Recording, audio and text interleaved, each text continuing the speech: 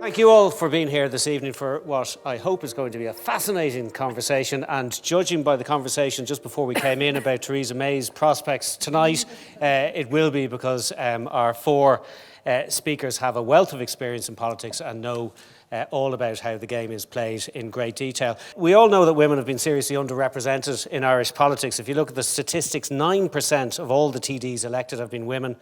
19 out of, I think it's 202 cabinet ministers now, so that's around 9.5%. But, interesting, I was doing a little bit of research. If you look at the office of Tánaiste or Vice President of the Executive Council, there have been 25 holders of that office to date, 4 of whom have been women. So even my maths tells me that's about 16%. So the batting average for the office of Tánaiste is a bit better in general. So I thought we'd kick off with just a few brief remarks about the office of Tánaiste. Mary Harney, does the office of Tánaiste matter? I mean, does it make that much difference to hold it in terms of a minister's clout within government? Yes. Obviously, it's a constitutional role, but the Constitution doesn't give the Tánaiste any powers except to represent the Taoiseach in the absence of the Taoiseach. But I think if you're the leader of the smaller party in a coalition in particular, and I'd be interested in Mary and Francis's comments because they weren't in that position. You're involved in all the cabinet subcommittees, all memoranda to government, certainly in my experience when I was there, have to go to you for your comments at an early stage. So you're very involved in the whole government outside your own department. There's no doubt about that. And to a large extent, it's what you make it. I think Dick Spring in my lifetime was the person that made the most of it. You got a lot of criticism for it as well, didn't you? Well, I would admire what he did. He was the leader of his party and he sought through the office of Tánaiste to make sure that the policies of the Labour Party were reflected in the government he led. And to a large extent, I think it depends on the personality of the individual and how they've come about being Tánaiste. Sometimes in the past it was a badge of honour to somebody that had served a long time in a political party, particularly when you had single party government. In more recent years, I think the Taoiseach has been more mindful of a better balance in terms of women and men. And obviously in a coalition government, it is virtually automatic that the leader of the smaller party would be Tánaiste, and with that comes a lot of clout because the government can't stay together without the support of the smaller party. And Mary Coughlan, you obviously had a different experience because you were Fianna Fáil, but you were deputy leader of Fianna Fáil as well. I was deputy leader, yes. So, and I mean, did you have a similar experience that it does give you an extra bit of clout? I think it does. I would certainly agree with what Mary has said about its role. And you certainly had to make the effort to work within the role. Yes, you deputised on behalf of the Taoiseach, and internationally you were probably recognised more so in that role as opposed to here. However, I would have found myself interacting on behalf of the party with the Taoiseach on many issues because I was deputy leader. People would come to the Tánaiste as opposed to going to the Taoiseach on occasion. I did work in a coalition government, so therefore I would have worked very closely with the Green Party particularly, and working with Mary when I was there. So that role was also hugely important. But I think it is a very important role. It has different needs depending on whether you're in a single party government or you're in a coalition. You're also on the Council of State. So, it is a recognised role. It's hugely important. Certainly it's there in the context of supporting a Taoiseach as well. And Joan, you had the experience of serving the first half of your time as minister, just as minister, and then the second half as Tánaiste as well. Do you think does it help you win arguments about protecting budgets or pushing legislation through or anything like that, to have the extra stripe? Yeah, I think there's always, let's say, particularly when you have a major party and a minority party in a coalition government, as say would have been the case with both Mary and myself, let's say there's a lot of creative tension that at times passes into really intense argument. For instance, the Taoiseach always came to my office sometime around 8 o'clock on a Tuesday morning before the Cabinet was due to start, any time between 10 and 11. If it started much later than that, generally that's an indication there's either a very intense discussion or maybe a bit of a big row going on. So cabinet watchers know this stuff. There's a Tánaiste's office, which was the old office of De Valera on the ministerial corridor. So it's actually quite a nice office. And I think Mary, though, when she became Tánaiste, initially dismantled the office because there'd been a lot of controversy about it. But essentially, the Tánaiste has to see every paper that's going to go before Cabinet. And usually in the average Cabinet meeting, there's anywhere between 30 and 50 papers, of which maybe 10 are very significant. Some of them are routine, the permission of the President to leave the country and so on. But others are really major items. And, you know, a couple of the items that, say, myself and Enda would have thrashed out at various times, an actual date for the marriage equality referendum. I was not going to let go till I got a date, which we broadly indicated when we discussed it. And then clearly the budget, because behind the budget was the whole issue of both employment in Ireland and the ending of austerity in Ireland. I came in 2014, so for the 2015 budget, really we had moved beyond the austerity phase, and I wanted that manifested on behalf of the Labour Party. For example, small things like the return of the Christmas bonus to people like pensioners. So that took an amount of conversation, let's say. Lovely piece of understatement there. Francis, one of the things the Tánaiste does generally is deputise for the Taoiseach and leaders' questions on Thursday. And people that don't watch the Dáil closely will still have seen leaders' questions and still have seen people in action at them. It always strikes me as quite a nerve-wracking experience because you've no idea what they're going to raise. That's right. Yes, I mean there's a lot more responsibility with the the position, definitely. The one thing about it that's I think very striking, and it's quite a privilege, is that you have an overview across all government departments, all policies. You have to know them because if you're doing the leaders' questions, which you do every Thursday, there's really a huge amount of preparation. And it doesn't change. I think everybody prepares an awful lot for that. You're reading the briefs from the different departments, you're building relationships, you're talking to the other ministers, you're getting the update because, you could think you're prepared for it and suddenly on the media that morning there's a whole new issue and you're sort of saying, well, it could be farming, it could be fisheries, it could be areas, if you're a minister, could have been, for me, it could have been justice or children, there'd be areas you'd know very well. But there's a lot of work in it, and as I say, a lot of discussion. Very busy on Thursday mornings, talking to colleagues, updating yourself on different portfolios.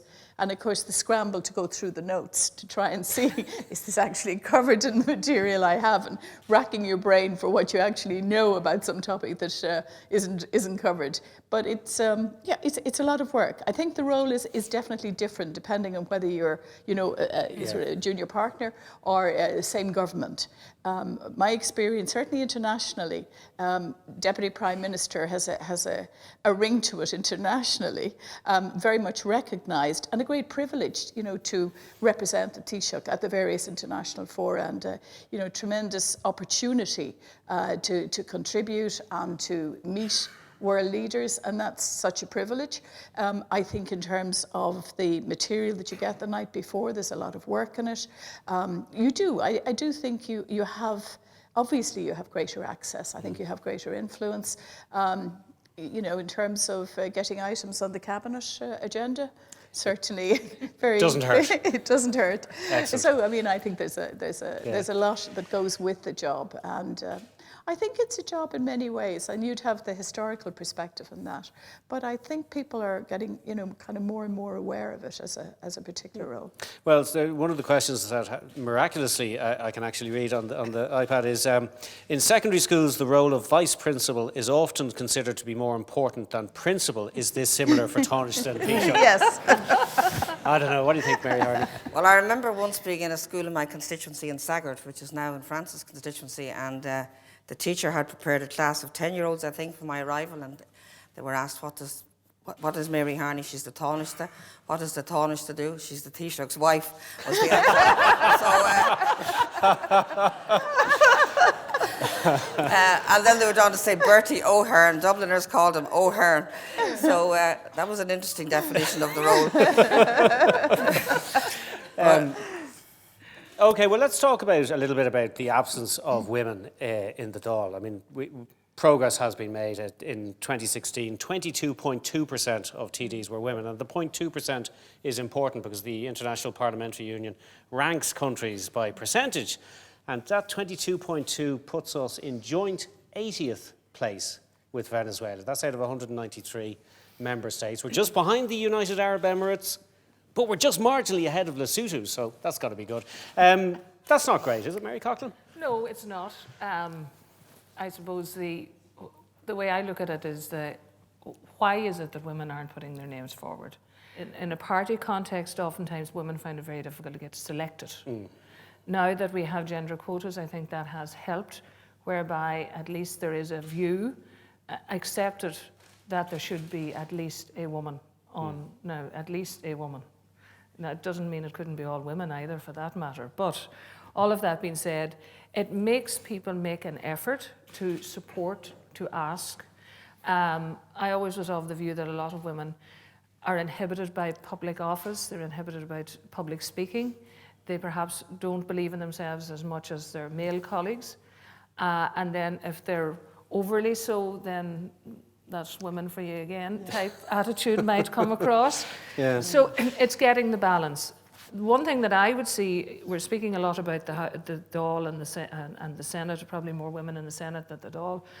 My concern is if we don't have women in local government, you certainly won't see people moving on as much. And I think it's getting women to move from huge contributions they make locally, at community, at all sorts of issues that have a small p attached to them, getting them to take that perspective and believe in themselves that they have the capacity. So we do need to look at local government so that we can equally encourage that to reflect itself in the House. But when you hear of those statistics, they're not great now. And Joan, does the absence of women make a difference? I mean, the Taoiseach was talking the other day, as a society we are weaker when we exclude women's voices, and I think most people would probably agree with that. But does it actually make a difference that women's voices aren't included? Or to put it another way, would governments make different decisions if the gender balance was more equal? I think it makes a huge difference that women are around the table. In the government that Frances and I were members of in 2011, there were 2 women cabinet ministers around the table out of 15 plus number of super juniors at the cabinet table. And then the first ever woman Attorney General. So that was about that was 3 women as compared when you added in the Cabinet Secretary and so on to about 16, 17 men. So it was a very, very male atmosphere. And I mean, we actually tic-tacked quite a lot on issues that were of, let's say, particular interest. Most of the men, for instance, had never really heard of anything like a Magdalene Laundry. It was a bit of a revelation to them. A lot of them hadn't heard too much about a lot of things like gender equity, gender parity, but they were willing to learn. And I do remember at a certain stage when a new plan for the maternity services was brought forward by Leo Varadkar when he was Minister for Health. Suddenly there was a lot of conversation from the men around the table about, you know, Simon's 2 girls, Alan Kelly's, little boy and girl, and people started to chip in a way that just really has not been the norm, because cabinets are very cut and dried. The only person who could really talk at great length, and I can talk, but the person who really held the champion Gold Cup, I think, was Alan Shatter. There were times when, you know, he spoke for 15, 20 minutes, and we listened. But you see, these are experiences women need to have, because unless you, are there, you can say it's different once women are there, because the conversation is wider and broader. And that's very important from the perspective of all women, I just think it really does change the conversation, and it puts items on the agenda. For instance, I suspect the children's referendum, which was one of the things that Frances in particular would have been involved in, I'm not sure that might have happened in pretty much an all-male cabinet. Frances, I was reading my colleague Martina Fitzgerald's book, Madam Politician. She interviewed all of you as well as the other surviving women who've served a cabinet, and you were talking about the need for critical mass of women, because in earlier years there might have been one woman at the cabinet table. It's important to have more. I mean, I think the first thing I'd want to say, it is a dismal failure, and we really do have to consider very carefully why we have done so poorly in relation to, you quote all the other parliaments. It's a very serious issue. You've had 78% of men right now, complete overrepresentation really, compared to the population. You don't even have the gender diversity. You know, there's lots of other diversities we could talk about. And does it make a difference? The research shows that the topics, for example, that are discussed, when you have more women involved, the topics actually change. And there's evidence from Norway and Sweden. You will get more of a focus, for example, on social issues as well. It sounds a little bit stereotyped, but I think it's really important. And I think very often we've had an over-focus on economic as opposed to that mix of, you know, social and economic. I was in a cabinet that had 2 women, 3 women, 4, and you had, in the Attorney General as well, you had 1 to each of those numbers. And it does make a difference. I think we all know if you're in a room and there's, you know, 80% male, 90% male, 10% female, if it's the opposite, there's a different tone, there's a different quality. I found men in cabinet are quite hierarchical, actually, in their approach, which is interesting. I think women often call the elephant in the room in cabinet and in other places, a bit more process-driven, as opposed to sort of hierarchical, cut-and-dried decisions. And very often you do need to get the best thinking of people around the table. And that is something that I think my experience has been, that women are better at that. And also, I think you do have to claim your territory quite a lot as a woman. I think there often is a sort of an automatic deference to the men when you don't have critical mass. And I think, you know, it's just a fact that you get better decisions if you have that balance. And it's different if you don't have it. And it's to the detriment of our democracy. And we have very rarely talked about the overrepresentation of men in so many arenas. Quite a contrast as well, I suppose, particularly in the Dáil, to what's happening in relation to women in society generally. You know, the changing role, the numbers of women in the professions. But the decision-making bodies, so often, we have to struggle very hard in Ireland to make sure that women are in those positions. Now, they say it's cash, culture, confidence, childcare and conventions when it comes to politics. Interestingly, when I was Minister for Business, people, when they examine the role of, say, female entrepreneurs, they say that the same 5 issues also impact in terms of women progressing in business. We'll talk about gender quotas in a minute, but Mary Harney, that first one, the 5 C's that Frances alluded to, the confidence. Now, most politicians I know are not short of self-confidence, irrespective of their gender. But Mary, Coughlan was referring to women involved in communities and sort of small p political activity. How do you persuade women to think of themselves, which is the first step, to think of themselves as potential candidates? Well, part of it is the confidence and part of it is culture. I see Liz O'Donnell here in the second row, and I remember throwing my BDI, as she called it, on her at a conference in Trinity. I remember a conference on the environment, actually, and I remember saying to her, "You'd be great in politics, would you be interested?" And her immediate reaction was, "I don't think I know anything about politics," and she turned out to be a very formidable politician. So there are lots of people, and you just need to identify them and nurture them and coach them and just help them along, give them the opportunity. Now, it's easier in a party that had many greenfield sites, unlike bigger parties where there isn't as much space. I accept that. Michael McDougall once said of the Progressive Democrats, we probably needed a quota for men. But but I think Mary Coughlan is right, that local government is where it begins to a large extent. But the one change I would say, since I went into Leinster, when I went into Leinster House in 1977 into the Senate, virtually all of the women in the Dáil at that occasion were there by virtue of the connection to a former male holder of the office. The widow was a very popular choice. What's changed over the years is that virtually every woman in the Dáil today and in recent years is there because they're formidable and in their own right, and that's a big plus, even if the numbers are small. But I think the confidence and the culture, definitely. If you look at business will say that if you have women on boards, particularly a critical mass of women, it's good for the bottom line and it's good for shareholder value. And equally, I believe it's good for decision making if you have the female perspective. Women, in my experience, are less political, believe it or not. They're not into the game of politics. They're more into building consensus. They're more pragmatic very often. And I know, Liz, you've spoken about the role of the Women's Coalition in Northern Ireland and the really positive influence that they had, and yet they were rubbished by many of the traditional parties as not knowing what they were about. They were allegedly naive, but they were really about the peace building and let's look at the problem and find a solution rather than be part of the tribe that never wants to move forward.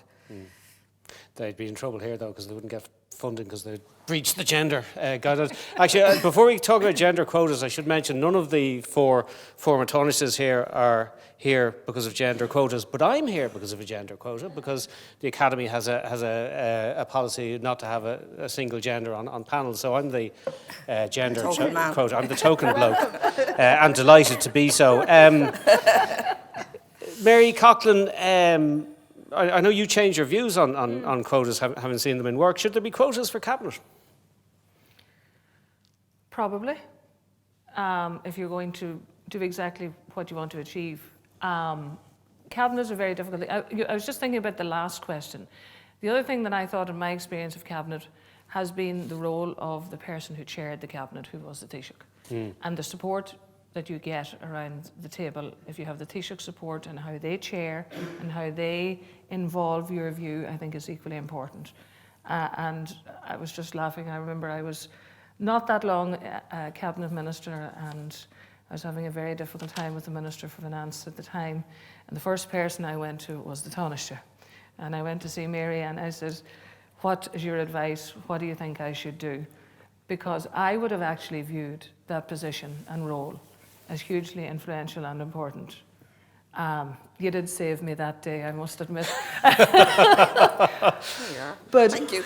My experience had been working with two people who took a decision to appoint me. I would have to say that Brian Crown's role was superb in the context of a very difficult time in Cabinet where everyone had their say and everyone was very much involved in what was going on. I think that did help. Whether we need more women in Cabinet, I absolutely agree. I hate this idea that just because you're a woman, you should be in such and such a department, or that you have a view or a perspective on something. I think we need to have a woman who's going to be Minister for Finance. I think that will help. Will we have a woman Taoiseach? Yes, we will. When? I'm not sure. But I certainly feel that in order to have that disparate view, there should be a number of women. There's also young people need to be involved. That is happening and changing. And I'll be the one to say it in geography. Because it has swung the wrong way now in my personal view. Yeah. It's very one part of the world over the other. Okay. And I think that will lose a mix of view and perspective. So there's a lot of factors that have to go into making a choice for Cabinet. Yeah. I'm interested on that issue about the types of departments that women tend to get. Joan Burton, and I'm looking at you now, and you can guess what's coming next, because you were in 2011 were appointed to the Department of Social Protection. It was no secret that you wanted and probably expected to be appointed to finance or public expenditure. Do you think that was all about gender?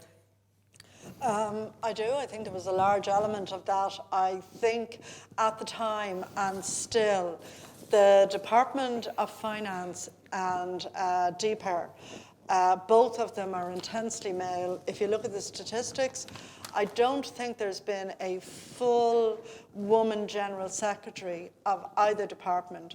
There have been deputy and second secretary generals, which are pretty much the top echelon of the civil service. So it's an intensely male department. And to make it even worse, in the early stages of the 2011 government, first of all, obviously the country was on its knees. In a certain sense, it was a national government really trying for a national restoration. So I think everybody in that government was really conscious that, look, we're trying to just get the country back together again, get people back to work and so on. So it was a bit of a kind of a wartime style government. So that put an extra pressure. I'd say the end of the Fianna Fáil government was a little bit the same.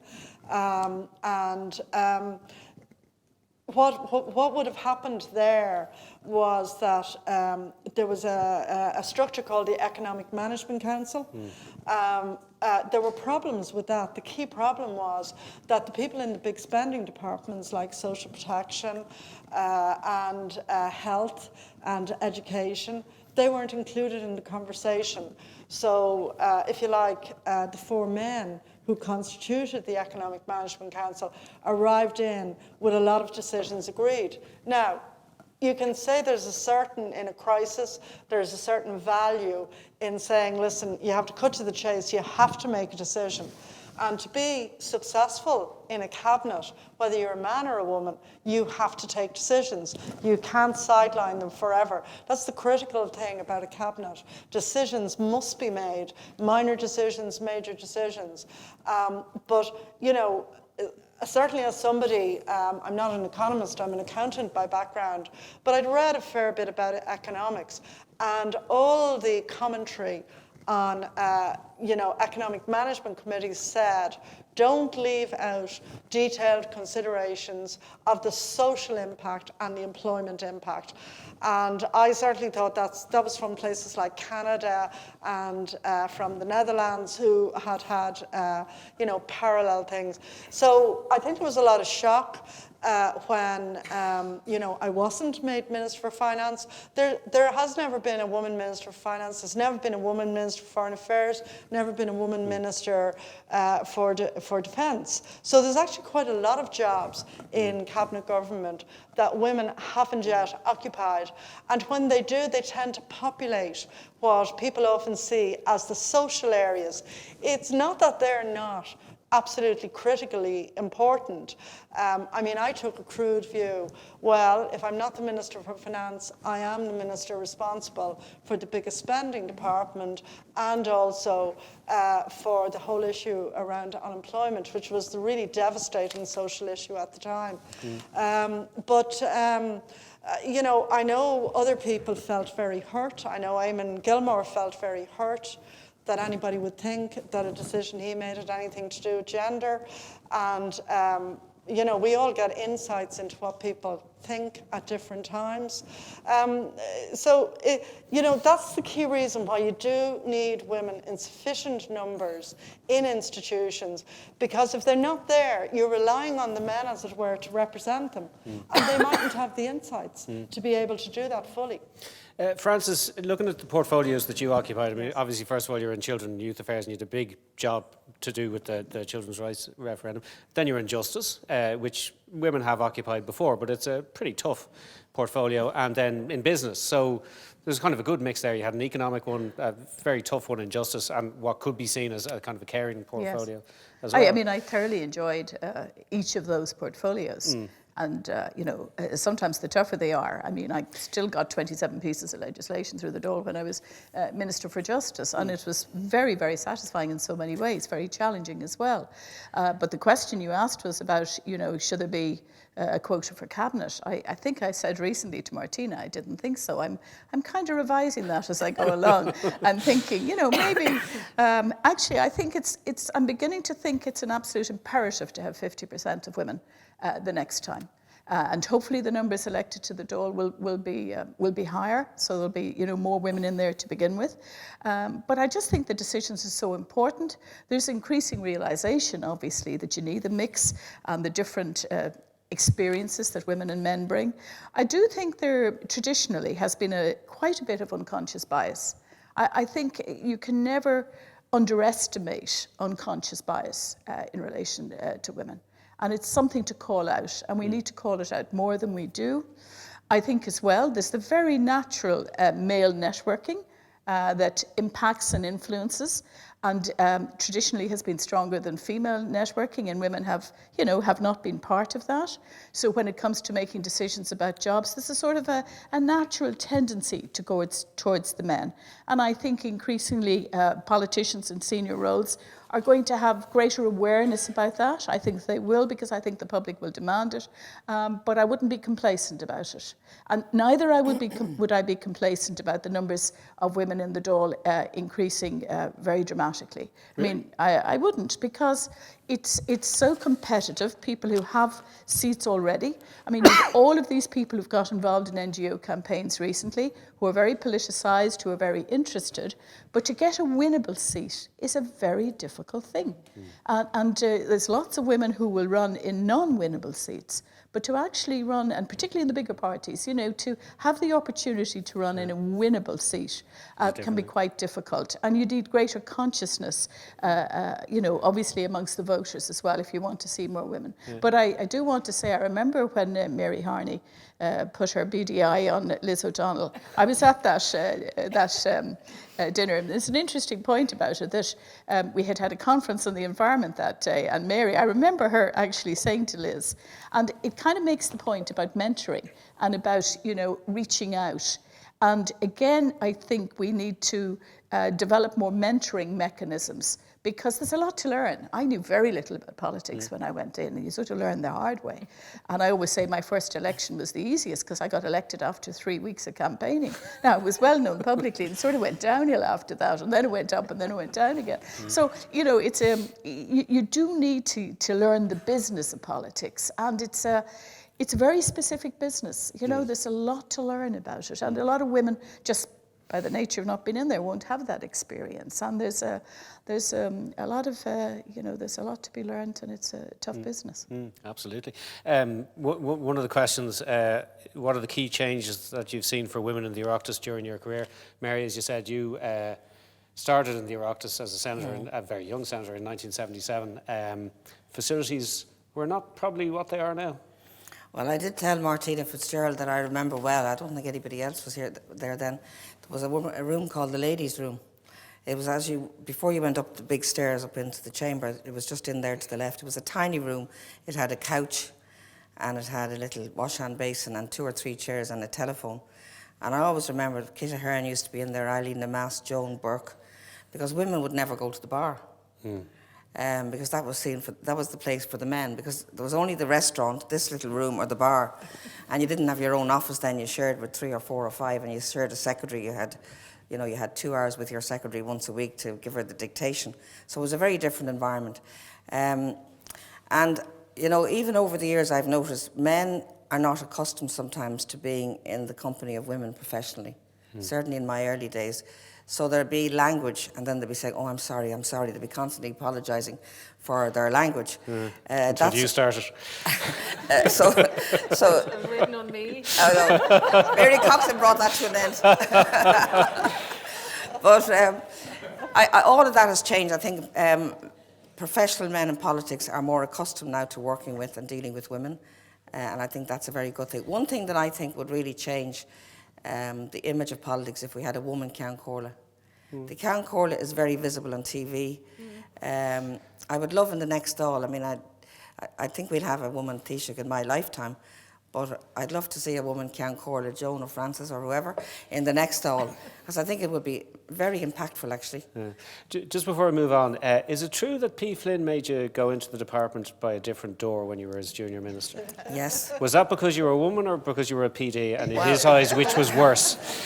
Well, he regarded the Fianna Fáil entering a coalition as a fate worse than death, and the Custom House is quite a big place, and the minister's corridor faces Liberty Hall, that side of it, and I was put right down the far end, literally as far away as possible. Terry Prode had an office beside the minister, and I was down. I actually didn't care where I was. I was so pleased to be there. Yeah.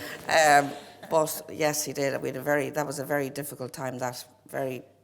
Because you see, a junior minister relies on the senior minister to bring their memoranda to the government. So I remember the smoky coal ban was sitting on his desk for, 2 months, 3 months. Eventually, Charlie Haughey sorted it out, actually, and I've always given him credit for that, because I didn't realise it hadn't gone to the Cabinet. I was wondering, why aren't we making the decision? What's the problem? So a good relationship. I always think any senior minister that's worried about their junior minister shouldn't be in the job, quite honestly, because you have the clout, you have the responsibility, and in recent years there's been delegated powers to ministers of state, and that's been fantastic. And many of them have made a huge impact. And I think that's a very good thing, because government departments are enormous. There's plenty for everybody to do without sort of pushing somebody literally almost out of the building. But anyway, I survived it. I survived it. Mary Coughlan, I mean, have you seen, or during your time in politics, did you see a change in attitudes to women, a change in the facilities? I think you spoke to Martine as well about the facilities for women being chronic. Yes, things did change. I'm just remembering now that I remember going down the corridor in the Department of Social Welfare, as it was known, and I met a young fellow, and he was changing the name on the toilets opposite the minister's office, because it would have been man before that, and I just caught him changing the thing, because the minister's toilet was at least close to the office. Otherwise, I'd have been like Mary Harney, but I had to go to Liberty Hall. There have been changes. A lot of it is due by the fact as well that the men have changed that are elected. A lot of them are much younger. A lot of them have families. A lot of them have a different perspective, and you know that has helped. Like, I went into the Dáil. I had just left UCD. I was 21 years of age. Most of the members of my party, I was in the same class as their kids. So a lot of them would have looked at me as if I was one of their children. Like, that would have been difficult in itself for them. Charlie Haughey was the Taoiseach. Like, it was just, and you were very young when you went into politics, so that for me was actually more difficult, being so young as opposed to being a woman. But certainly I would have to say that things have changed, attitudes have changed. Now that has changed because society has changed. And certainly the respect is there without a doubt, and behaviour that would have been there heretofore is no longer acceptable in society, not to mention in the House, and therefore there has been that huge change. Yeah. Joan, do you think women are treated differently? Because I sometimes think when I'm looking at either in the press gallery or looking at it on telly, you know, during the order of business, during leaders' questions, if a woman is speaking, the level of barracking from wherever the opposition or the government benches is much higher. And I see the same on social media. My female colleagues in RTE get a terrible time on social media, much more than I would ever get.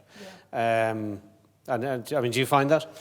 Yeah, but I was going to say my first experience of being a Minister of State was also in the Department of Social Protection with a very, very nice Fianna Fáil politician called Michael Woods, who was also deeply, deeply conservative. And he used to rub his temples anytime I came in to have a chat with him about any issue. And then I noticed over a period of time, lots and lots of officials, some with him and some with me, came into this big, long board table where the management meetings were held, and also attended the management meetings. And then one day somebody said to me, you know, these meetings are so exciting between the two of you, we could nearly sell tickets. And I had a slightly similar experience. I never told Frances about this when she was going to Justice, but Justice's management committee meetings, there were people, you know, who were very senior officials, and in some cases, I don't think they'd actually directly spoken to each other for years. And I do remember at one stage meeting a very important delegation of Gardaí because I had queried some element of a script that they had sent over. And obviously, like Mary, I'm very tall. And the guards came in all their uniforms and everything like that, and their caps, and put them to one side. And then they said, "You're very tall. Did you never think of becoming a guard?" to put me off my ease. And my then advisor, a woman called Ita Mangan, who's very well known, the two of us just, we held it together. But after a while, we just went outside and just laughed and laughed. Anyway, you know, there is a thing that there's a certain kind of man who might actually be very nice to women, but is completely threatened by a woman as an equal, and feels, you know, need to find out, like, what exactly are you doing down there? You know, you just get that feeling that they're standing over you. But, you know, coming back to nowadays, it is much better, but you just have to keep pushing and pushing. And I think the key thing is that men, you know, Kathleen Lynch, a colleague of mine, always said, I've never voted for an average woman, but that doesn't matter when it comes to voting for men. You know, we have a bit of a cult of exceptionalism among women. And in fact, you know, if you look at the justice area, a few years ago, we had a woman Chief Justice, a woman Minister, a woman Garda Commissioner, a woman DPP, and so on. And then suddenly, through a variety of circumstances and retirements and so on, that all changed. So, in fact, you know, you do, I think, need to keep your eye on it. Certainly coming into the next Dáil, I would like the Taoiseach and the contenders for Taoiseach to actually say, I will have a minimum of 40% gender mix in the cabinet. And what you were saying there about social media, like obviously I had a particular experience in and around Jobestown, and I would still hold that would not have happened to two men in a car in the same way. And the social media stuff on that was really vile. There were complaints made all the time to the different platforms, different companies. It was just absolutely vile. Subsequently, though, I chaired a meeting in the UN.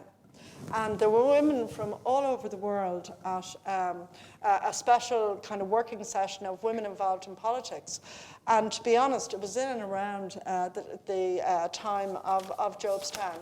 And they, you know, women in Islamic countries, just the same kind of experience, the shaming, the naming, you know, the kind of finding as well the things to say from, you know, I know in my own case, I got threats of acid attacks, that's the only thing that would be good for me and fix my face, and so on. People be waiting in the side of my garden and so on when I came in at night, and we know where you live and all this kind of stuff. And you know, in the end, I handed my phone as regards social media to other people. Now, they told me if there was anything really bad, and they complained about it.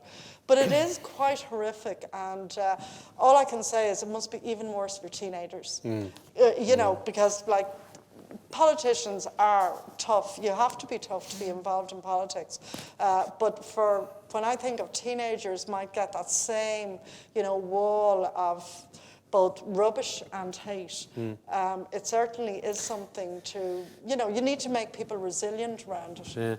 Yeah. Interesting you say that about, you know, the international experience, because looking at something from, there was a Women MPs of the World conference in Westminster, I don't know whether any of you were at it, but they heard that almost all the women politicians attending faced opposition to their participation in public life, online abuse, threats, overt discrimination, not being called to speak, appearances being criticised, sexual harassment. And Frances, I think that's probably sound familiar to any woman politician here, would it? Yes, it would, and I think it varies. I have seen change. I mean, the Dáil is a different place now, and I went in 92 first, and it was a much more sexist place. There's absolutely no doubt about that.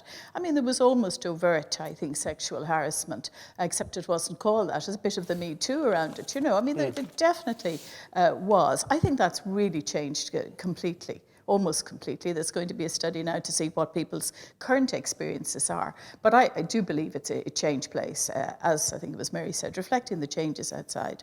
I mean, I do think what happened to Joan was horrendous. And I actually, at the time, I don't think it was called out enough. Now, obviously, there's been court cases and all the rest, but I'm just talking about the particular experiences she had. Really, really horrendous, behaviour towards her, and being locked in a car and so on. I mean, I thought that was absolutely dreadful, and I don't believe it would have happened in the same way. It happened to me as well. It happened to her, and I was out with. Yeah. I remember, Mary, you were away at something and somebody threw paint on your coat. Do you remember that? I wasn't a man. No. Yeah. I mean, but I mean, I do think that is we just have to call it more and be aware of it and work on it. And I do agree that that next time we do need a commitment to certainly a minimum number of women in cabinet. Okay, I'm going to wrap up fairly shortly, but somebody was mentioning exceptionalism. Was Joan mentioning exceptionalism? Women have to be exceptional to get to the same place that a fairly mediocre bloke could get to. Look at me. I'm reminded of Ginger Rogers. I did everything Fred Astaire did except backwards and in high heels. Yes. Mary Harney, I mean, do women have to be better to get on in politics? I think they have to be very confident and very resilient. Look what's happening across the water. You have to have a lot of stamina. A lot of women don't like politics. They don't like what they see and what they understand politics represents. And very often the biggest critics of women in politics are other women, including women journalists. I mean, I thankfully have got out before the social media really took root. It's not just women in politics, it's women in the media. Seem to get a dreadful time, and there are not many women that would be prepared to put themselves up for that kind of public ridicule. And it impacts in particular, I think, on the families of politicians. Very few children now of politicians, I understand, are interested in going into politics. I met somebody recently and I had heard that one of his children was going into politics, and he said, "You must be mad, he wouldn't touch it." And that's because they've seen the experience of their father or their mother or their sister or brother, whatever it might be. And I think that's a great pity. And the sad thing is that the social media is unregulated. It's anonymous. You can say what you like about people. And, my mother used to say there's no smoke without fire, but unfortunately there is lots of stuff said in social media about people that's completely untrue. And they have very little opportunity to vindicate it. But women need to be, I think for women to get to the same place as men, not just in politics, in business, in the professions, they have to have that little extra. They really do, in my experience. Like, I was an accidental politician. I was appointed to the Senate. I never set out to be a politician because in 1977, if you didn't come from a political family, it just wouldn't have been on the radar. And I at the time, they were looking for somebody young and somebody that was female. So if that hadn't happened, I don't know if I'd ever have actually gone about the way you have to get yourself selected and elected. And in fact, when I was selected to run for the Dáil in 1981, in fact, for the County Council in 1979, I was considered, what do they call what do you call a candidate that's not supposed to be elected? Sweeper. A sweeper. I was put on as a sweeper because I came from Newcastle Rathcoole and I wasn't supposed to get elected. So that was the way it was then. And thankfully, I think a lot of it has changed. Did one of your running mates have a very interesting idea for how to get publicity? Well, that was in 1977. I ran in Dublin South East, and my running mate, Peter Leo Gibson, proposed to me. He thought it would be a good idea if we got engaged as a publicity stunt. Anyway, you did read Martina's book, obviously. I did. Yes. Just before I bring the rest of the panellists in for a final word, is there anybody who has a question or a comment from the audience? Yeah, sorry, there's somebody over there. We all like the idea of more female politicians, more female in cabinet, a future female Tánaiste, and I appreciate the thought that maybe they're going to come from local government. I had occasion to be at a meeting of Galway City Council last May, and I've just counted the men, actually, because I have a picture of them all in their gowns, and there's 17 men and 2 women at it. And they're men of a certain age. And I'm just wondering if maybe it is local government we're going to get candidates from, but not from my own personal experience. They're not coming out of Galway, I wouldn't have thought. So I'm just wondering, where are we going to Galway get this? actually has 2 female TDs. Has two, Isn't it? Hildebrand Oxon and Claire Connolly. And Hildegard, yeah. I mean, I think there are different routes into politics. I never, like Mary, I never set out, to be a politician. I was a social worker for 20 years. I didn't come from a political family. It kind of grew out of my experience, and I got the opportunity. So I didn't come through the local council route, and I don't think that people have to. I think people can come through a sort of a national route into politics. But I do think we need to have more discussion about the nature of politics, about the kind of politics we do, about adversarial politics. I think, I was at an event in my constituency the other night. A woman came up to me, she said, why does anybody go into politics? Reflecting on the experiences that you can have in politics. And they talk more now. We had a discussion recently about more, consensus politics. And I think we are seeing some of that, but we're also seeing, as we're seeing in the UK, the sort of head on a plate politics. And I've certainly experienced that. So, I mean, there is something about how we do our politics. There's far more reform needed. I think we can do a more constructive politics on a day-to-day basis. Now, you could say supplying confidences, it maybe reflects a bit of that, but I'm not really speaking about that. I'm talking about these, periodic frenzies and groupthink that we go into. That's very unattractive to people. And in terms of good decision-making for the country, I don't think it's appealing, particularly to a lot of women, probably men as well. And we need to address those kind of issues. But the roots in, the parties obviously need to continue need to do more, continue to do these positive actions. We need to do that. The mentoring, the seeing where the vacancies are. It was a great idea to have a financial sanction, by the way. We'd never have got the 30% if there hadn't been a financial sanction for the parties, but it does focus the mind if you're going to lose €1 million or 500,000. That was very, very smart in the gender quotas and made an absolute difference, because the big thing was, where are we going to find 30% of women? Well, guess what? We did. And all of the parties did. So, that was a very good initiative, and will begin to impact as we go on and women get more experience, because that's the other point, David. I mean, as you get more experience as a minister, obviously your own behaviour changes and your own assertiveness. It is quite challenging when you go into that. I remember the first day I went in, the physical structure of it. It can be quite, you say women politicians are very confident. Actually, it can be quite intimidating as well. And when you go into cabinet, there's a lot to learn. And so I think it's good to see women having the opportunity, to stay in cabinet, get the experience, because every year, I'm sure you look at the experience that you will say both the Marys had very long periods in cabinet, and lots of men have had very long periods in cabinet. So it does make a difference. To you have to, it won't necessarily come to you. That's right.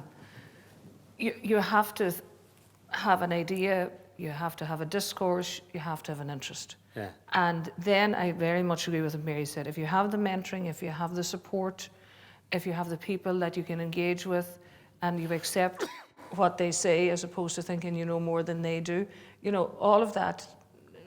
And it's about encouraging people. It really, really is. And the younger people now are so more assertive.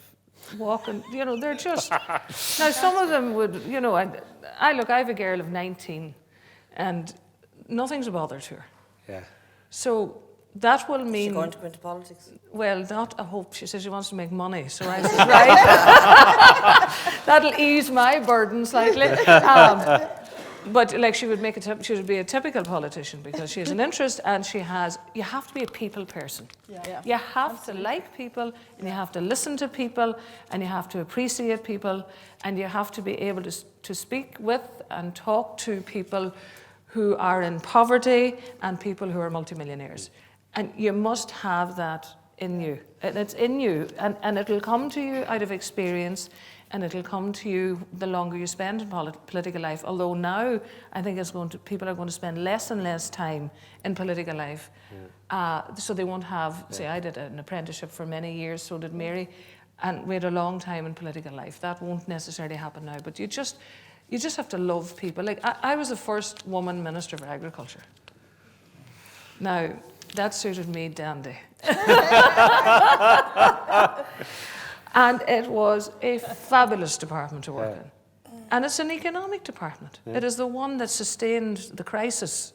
During the crisis, it was the one part of our economy that had the capacity to build and develop and have great foresight. And I do recall, and I know it's just me, I'm just desperate anyway, but I do remember one of the incidents about being locked in the car I was going down to in Bord Bia. And Trevor Sargent was my Minister for State, who was a very holy man, as we now know, because he's now a minister, and very quiet of religion, and very quiet and demure. And we were hosting a delegation, a foreign delegation in Bord Bia. And I don't know if you know, down at Fairmichael House, there's a big courtyard to get in. So normally you get off at the end and there's a huge big courthouse, but the IFA had just decided I had sold them out. Mercosur was coming, Brazilian beef was coming in, and they were gunning for me. And they had a t-shirt, a Brazilian t-shirt, and they were going to put it on me. What? They were going to put, so now most of them were smaller than me to start with, but anyway. So my special protection officer was apoplectic at the time. 4 of us in the car, got into the state car, and we were getting in the back way into Bord Bia. But one of the smart boys in the IFA knew where it was, because he used to park in it himself, and he blocked the road. And my member said to me, "Minister, you're to stay in the car and don't move." And the next thing, I get out of the car like a bull in a china shop. I slammed the door. He had to get out. The Secretary General had to look after the state car because he had the keys. And I says, "I am not going to be walked over." And I just faced them down. And I took the shirt off them, and it's in Bord Bia since. And I told them to frame it. But what I did to them, which they were so shocked that I did it, I said, "I'm going to meet you 2 boys in the office at 5 o'clock, and you better be there." And they were standing there thinking, this is the president of the IFA. And I just said that to him, and I walked in the door and closed it. And did he turn up? He did, because he was afraid not to. So, you know, because I faced it, God, I loved that. I just said, right, that's me sorted. That does sound like fun. Now, I'm getting daggers now about the time. Does anybody else want to make a very quick comment or question? Yes, there's a question there, and I'll take any questions and put them all together to the panel. Can the panel tell us what is the best thing about having political power? Nice one. And was there another question beside you, I think? And then a question up there. As I listen to the discussion, I'm reminded of the Eleanor Roosevelt quote. I think she said that women engaged in politics are a bit like tea bags. You don't know how strong they are until they land in hot water. So I think it's interesting to hear the glimpses of the stories of the hot water from you tonight. So my question is, Francis referenced earlier the male hierarchies in the system, and I suppose there's no stronger male hierarchy than at the top echelons of the civil service. And on the last time I glanced at it, I think only 2 out of 16 of Secretary Generals at the moment are female. So I'd be interested in your views about how as ministers or Tánaistí you dealt with that male hierarchy, the permanent government. Thanks very much. And then a question up at the back there, I think. Yeah, thanks. Hello. So my question is about women ministers around the cabinet table, and do you believe that with the critical mass of women ministers, like let's just imagine we had 60% women ministers, because I think we get hung up on 40% or 30%. So I mean a serious critical mass. Do you believe that there are different policy decisions that would be made, and would you have any thinking about what that might look like? Okay. Got everything. And then one final question at the very end. Do the 2 Marys who have left the arena have any fresh perspectives for Joan and Francis who are still there? Okay, nice one. And then one final question there. Yeah. Just in terms of what's happening across the water, do you think it would happen to a man how Theresa May's been treated? And what difference do you think would happen? Those are all really good questions. We're really pressed for time, so does anybody want to volunteer to answer one of those questions? Joan. Can I just go back to, what are the things that are, if you like, most happy that you achieve? I think, like Francis said, it's putting things into legislation. I was responsible way back when I was first a minister for Ireland's first refugee law, Before that, we just had a series of administrative arrangements. And subsequently then, and I often think I started a industry to allow legislation that people like humanists could solemnize marriages, and that also weddings could take place. And I remember the word in the law, in the curtilage of a hotel, which extends to the grounds. So any time I go to a wedding, almost all of which nowadays are in hotels, and a lot of the wedding ceremonies are in hotels. And then the other one was transgender legislation. And, there were a lot of people around the cabinet who found that concept really difficult, and it had to keep coming back for further explanation, because it was a big it was a discussion that hadn't been held in Ireland before. So I would say, while there's been some element of the negative, actually there's a huge amount of positive in being involved in politics. I agree with Mary. I think you really have to be into people. I was on the bus this morning coming in, and this woman got on and she said, "Oh, we have a celebrity." Me, at the top of her voice to the whole 39A bus. And of course I was smiling, and then she said, "And Joan, do you have your tree up yet?" Yes. And and all that kind of stuff. And then she said, and then somebody else said, "Oh, Joan, this is a bit like I'm a celebrity, get me out of here, you'll be able to do it now." So, people are really very, very nice. For the odd set of people who are difficult, and the stuff on social media, it's completely outweighed in practice by, communities. When you see a school being opened, something you've been involved in, when you see some advance being made, when you see people going back into work, there's a huge amount of positive. But I do think you have to plan all the time. What am I doing this week? What am I doing next month? And I also think as well, you do need to try and reach out to other women and women coming through, because I think men maybe are natural networkers in the context of career. Women are natural networkers in the context of community. So I do think that's something that people need to be supportive, and maybe sometimes when people irritate them, a little bit forgiving, but supportive of people. And, Ireland is changing really, really rapidly. So it does mean that whoever is in government, just going back to the 60% question, yes, it is really important, because there are things happening now that we'll need to make decisions about very, very, very quickly. For instance, expanding things like apprenticeships out to more women.